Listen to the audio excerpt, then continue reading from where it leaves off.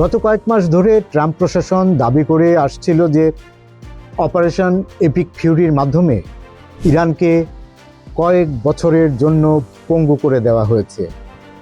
কিন্তু মার্কিন গোয়েন্দা সংস্থাগুলোর সর্বশেষ রিপোর্ট বলছে সম্পূর্ণ উল্টো কথা।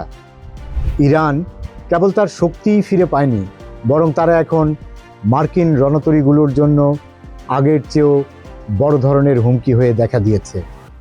অন্যদিকে পাকিস্তান, তুরস্ক, সৌদি মিলে গঠিত হতে যাচ্ছে ইসলামিক নেটো।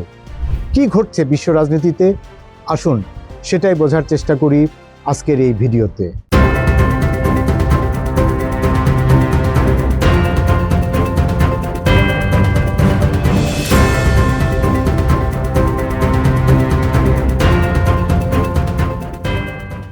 নিউ ইয়র্ক টাইমসের এক প্রতিবেদনে উঠে এসেছে চাঞ্চল্যকর তথ্য। মার্কিন গোয়েন্দারা বলছেন ইরান তাদের বেশিরভাগ ক্ষেপণাস্ত্র ঘাঁটি এবং লঞ্চার পুনরায় সচল করে ফেলেছে। সবচেয়ে বড় খবর হলো হরমুজ প্রণালীর তীরবর্তী ৩৩টি ঘাঁটির মধ্যে ৩০টি ঘাঁটি এখন ইরানের নিয়ন্ত্রণে। এর মানে হলো বিশ্বের ২০% তেল যে পথ দিয়ে যায় সেখানে মার্কিন যুদ্ধজাহাজ এখন ইরানের ক্ষেপণাস্ত্রের নাগালে। মার্কিন গোয়েন্দা সংস্থাগুলোর সর্বশেষ রিপোর্ট বলছে ৭০% মোবাইল লঞ্চার এখনও অক্ষত। ইরানের ৯০% ভূগর্ভস্থ স্থাপনা আংশিক বা সম্পূর্ণ রকম সচল, আর ৭০% ব্যালিস্টিক এবং ক্রুজ মিসাইল এখনও মজুদ রয়েছে। প্রেসিডেন্ট ডোনাল্ড ট্রাম্প এবং প্রতিরক্ষা মন্ত্রী পিট হেগসেথ দাবি করেছিলেন ইরানের সক্ষমতা শেষ, কিন্তু বাস্তবতা হলো মার্কিন সেনারা তাদের টমাহক এবং প্যাট্রিয়ট মিসাইলের মজুদি কমিয়ে ফেলেছে, যা পূর্ণ করতে বছরের পর বছর সময় লাগবে। ইরান এই সুযোগটিকেই কাজে লাগিয়েছে। এদিকে দক্ষিণ এশিয়া এবং মধ্যপ্রাচ্যে শুরু হয়েছে নতুন সমীকরণ।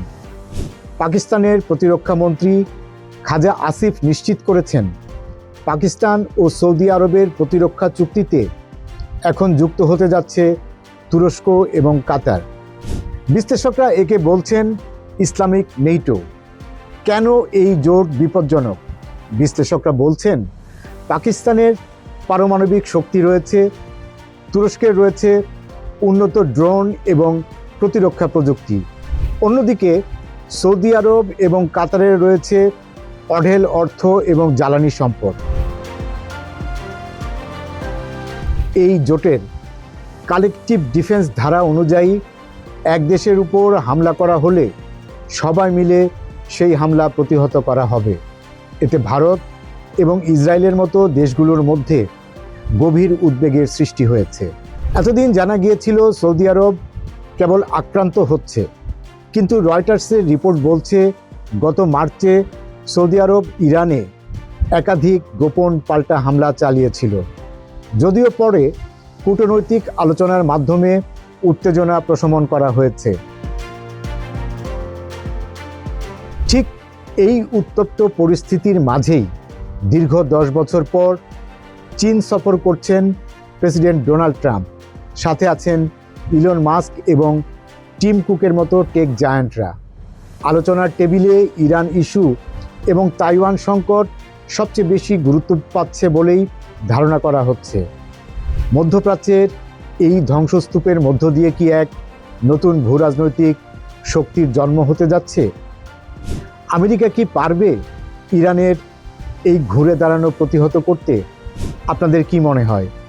ইসলামিক নেটো কি পারবে বিশ্ব রাজনীতিতে ভারসাম্য আনতে? কমেন্ট বক্সে আপনার মতামত জানান। ভিডিওটি ভালো লাগলে লাইক দিন, শেয়ার করুন এবং প্রতিরক্ষা ও ভূরাজনীতির এমন গভীর বিশ্লেষণের জন্য সাবস্ক্রাইব করুন আমাদের চ্যানেলটি।